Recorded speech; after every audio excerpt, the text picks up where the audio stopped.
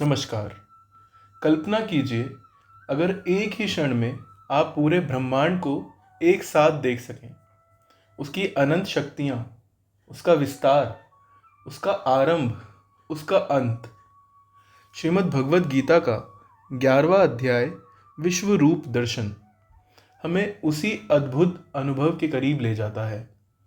हमारी भगवद गीता सीरीज के इस छठे वीडियो में अर्जुन भगवान श्री कृष्ण से उनके विराट स्वरूप को देखने की प्रार्थना करते हैं, और जो वे देखते हैं वह केवल एक रूप नहीं बल्कि संपूर्ण सृष्टि का एक साथ दर्शन है। यह अध्याय हमें भगवान की उस अनंत शक्ति और वास्तविकता का अनुभव कराता है जिसे शब्दों में पूरी तरह व्यक्त करना संभव नहीं। तो आइए इस दिव्य और विस्मयकारी अनुभव को सरल भाषा में समझते हैं।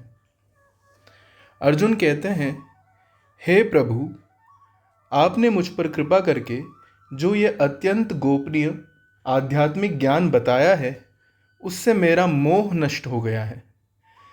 हे कमल नयन, मैंने आपसे सभी प्राणियों की उत्पत्ति और विनाश के विषय में विस्तार से सुना है और आपकी अनंत महिमा के बारे में भी जाना है।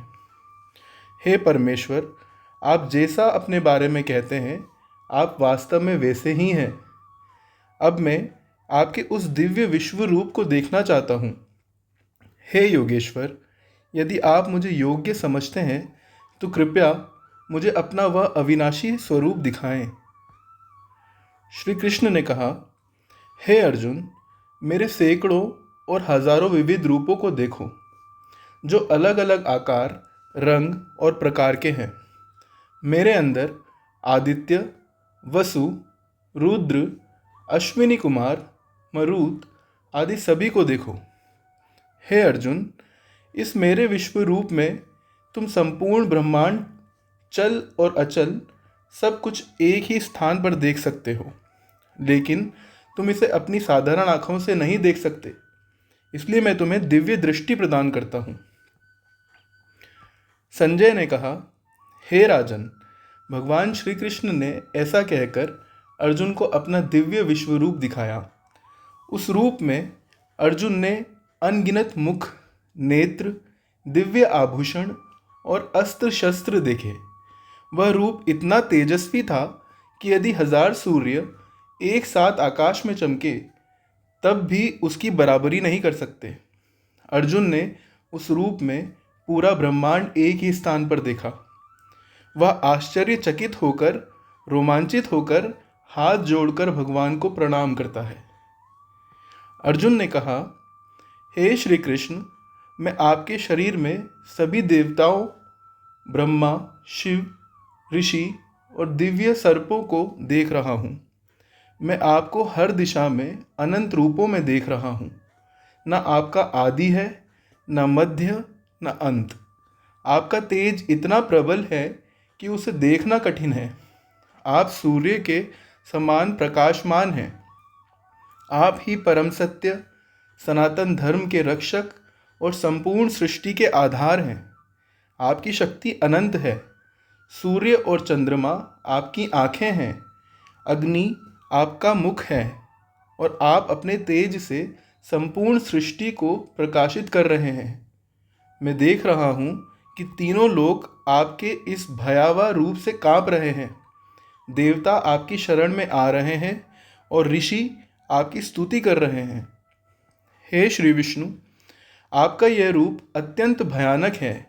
असंख्य मुख, नेत्र, भुजाएं और दांतों से युक्त। यह देखकर मेरा मन भय से कांप रहा है और मैं शांति खो चुका हूँ। मैं देख रहा हूँ कि धृतराष्ट्र के पुत्र भीष्म, द्रोणाचार्य, कर्ण और अन्य योद्धा आपके भयानक मुखों में प्रवेश कर रहे हैं। कुछ के सिर आपके दांतों के बीच चूर हो रहे हैं। जैसे नदियाँ समुद्र में समा जाती है, वैसे ही ये सभी योद्धा आपके मुख में प्रवेश कर रहे हैं। जैसे पतंगे आग में जलने के लिए दौड़ते हैं, वैसे ही ये सभी सेनाएं आपके भीतर जा रही हैं।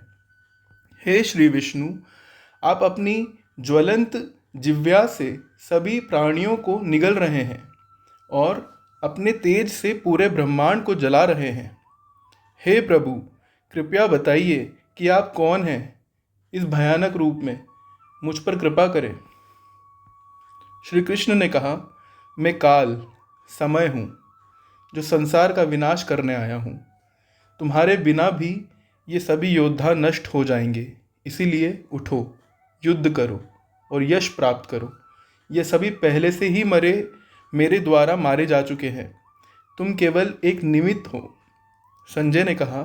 ये सुनकर अर्जुन भय से कांप गया और हाथ जोड़कर भगवान से बोला।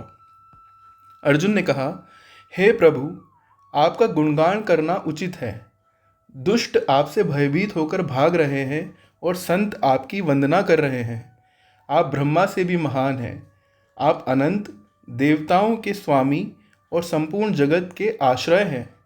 आप ही वायु, यमराज, अग्नि, वरुण और चंद्रमा हैं। आपको मैं बार बार प्रणाम करता हूँ। हे प्रभु, मैंने आपको अपना मित्र समझकर हे कृष्ण, हे सखा कहकर जो भी अनादर किया हो, उसके लिए मुझे क्षमा करें। आप संपूर्ण जगत के पिता और गुरु हैं। आपसे बड़ा कोई नहीं है। जैसे पिता पुत्र को क्षमा करता है, मित्र मित्र को क्षमा करता है, वैसे ही आप भी मुझे क्षमा करें। आपके इस अद्भुत रूप को देखकर मुझे आनंद भी हुआ है और भय भी। कृपया मुझे फिर से अपना सौम्य, शांत रूप दिखाएं। भगवान ने कहा, हे अर्जुन, मैंने अपनी योग माया से तुम्हें यह अद्भुत विश्व रूप दिखाया है, जिसे पहले किसी ने नहीं देखा। न वेदों के अध्ययन, न यज्ञ, न तप, किसी से भी यह रूप नहीं देखा जा सकता। इसीलिए भयभीत मत हो, अब मेरा सामान्य रूप देखो। संजय ने कहा। भगवान ने फिर अपना 4 भुजाओं वाला रूप और फिर मानव 2 भुजाओं वाला रूप दिखाया। अर्जुन ने कहा, हे श्री कृष्ण, आपका ये सौम्य मानव रूप देखकर मेरा मन शांत हो गया है। भगवान ने कहा, यह रूप अत्यंत दुर्लभ है। देवता भी इसे देखने की इच्छा रखते हैं। न वेद, न तप, न दान, किसी से भी यह रूप नहीं देखा जा सकता। केवल अनन्य भक्ति से ही मुझे वास्तव में जाना जा सकता है। जो व्यक्ति अपने सभी कर्म मुझे समर्पित करता है, मुझ में आश्रित रहता है, आसक्ति और द्वेष से मुक्त होता है, वह निश्चित रूप से मुझे प्राप्त करता है। तो यह था श्रीमद् भगवद गीता के 11वें अध्याय विश्व रूप दर्शन का सार। यह अध्याय हमें यह एहसास कराता है कि भगवान केवल हमारे मन में या किसी एक रूप में सीमित नहीं है, बल्कि वे इस पूरे ब्रह्मांड में व्याप्त एक अनंत शक्ति हैं। जब अर्जुन ने इस विराट रूप को देखा तो उनके भीतर भय, भक्ति और समर्पण तीनों एक साथ उत्पन्न हुए। शायद यही इस अध्याय का सबसे गहरा संदेश है कि जब हम सच्चाई को उसके वास्तविक रूप में देखते हैं तो हमारा अहंकार स्वतः ही समाप्त हो जाता है। अगर इस वीडियो ने आपको उस दिव्यता की एक झलक भी महसूस कराई हो तो इसे लाइक करें, शेयर करें और इस ज्ञान यात्रा का हिस्सा बने। साधुवाद। हरे कृष्णा कृष्णा कृष्णा हरे हरे, हरे राम राम राम हरे हरे।